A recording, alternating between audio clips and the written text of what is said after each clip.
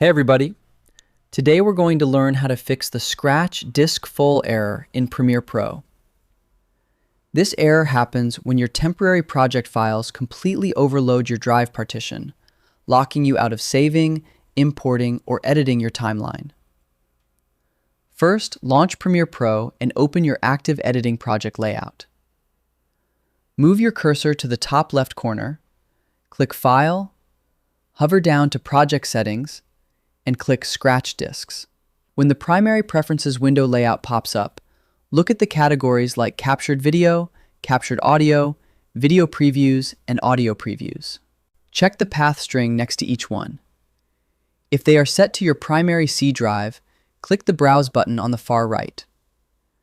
Navigate to a fast secondary drive with more available space, select a target folder, and click Choose to redirect the data pipeline. Repeat this change for every single drop-down category row on the screen, then click OK at the bottom right to validate your new paths. Now close your project to enter the home page. Move your cursor back to the top left menu bar, click Edit, hover down to Preferences, and click Media Cache. Locate the Media Cache file section and click the Delete button positioned on the right side. Click the preference bubble labeled Delete All Media Cache Files and click OK. Move your eyes down to the Media Cache Management section.